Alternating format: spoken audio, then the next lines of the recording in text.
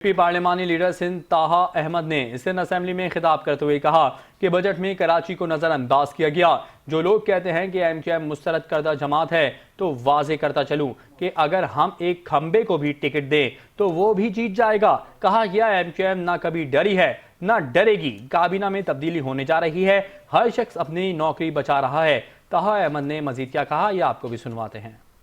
Deputy speaker साहब, मैं अपनी पूरी तकरीर बजट पे तैयार करके लाया था, लेकिन लाजिम है कि उधर से जो बातें की गई बजट तकरीर के दौरान, मुत्तहिदा कौमी मूवमेंट का एमपी है, मुत्तहिदा कौमी मूवमेंट का नुमाइंदा होने के नाते उनका जवाब देना भी ज़रूरी है।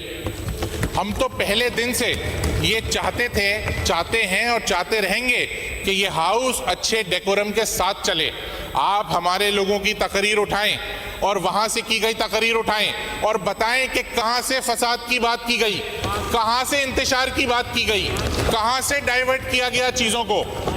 आप मेरे पिछले साल के बजट की तकरीर उठाएं और देखें कि मैंने बजट के अलावा कोई बात ही नहीं की उसमें।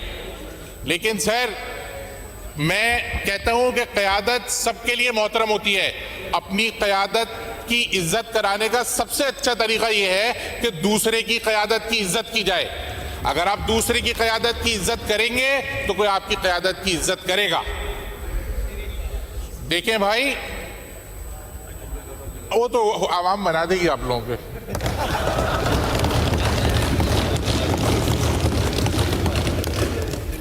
देखें, कुछ एमपीएस ने वहां से बात की, कुछ एमपीएस ने यहां से बात की, लेकिन सर मैं तो समझता हूं कि जिस तरह से अर्बन रूरल में अगर कोई दरार है तो उसको खलीज में तब्दील करने की साजिश जो वहां से की जा रही है, मुत्तहिदा कौमी मूवमेंट पाकिस्तान उसको कभी कामयाब नहीं होने देगी।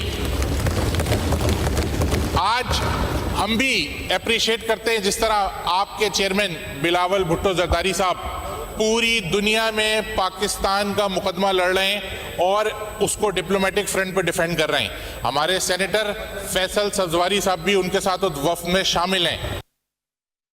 डीजी रेंजर सिंध ने हेडक्वार्टर्स पाकिस्तान रेंजर सिंध में तमाम अकादब फ़िक्र के जय्यद उलमाए कराम और अकाबरीन से मुलाकात की। मुलाकात के दौरान उलमाए कराम को दौरान मुहर्रमुल हराम अमन व अमान को यकीनी बनाने और बाहमी हम आहंगी को फ़रोग देने पर तबादला ख्याल हुआ। डीजी रेंजर्स ने दौरान मुलाकात उलमाए कराम को मुहर्रमुल हराम के मौके पर फुल प्रूफ सिक्योरिटी फराहम करने की मुकम्मल यकीन दहानी कराई।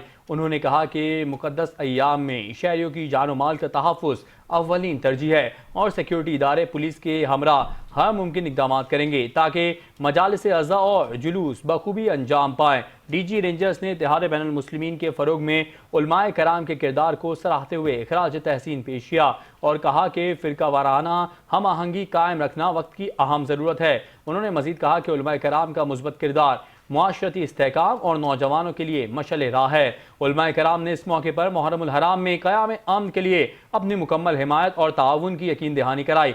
आवाम से भी अपील की जाती है कि वो किसी भी शरपसंद अनासिर, मशकूक सरगर्मी और नाखुशगवार वाक़े की फौरी इत्तला तैनात रेंजर्स एहलकार रेंजर्स हेल्पलाइन पर या रेंजर्स मददगार व्हाट्सएप पर कॉल या SMS के जरिए दें।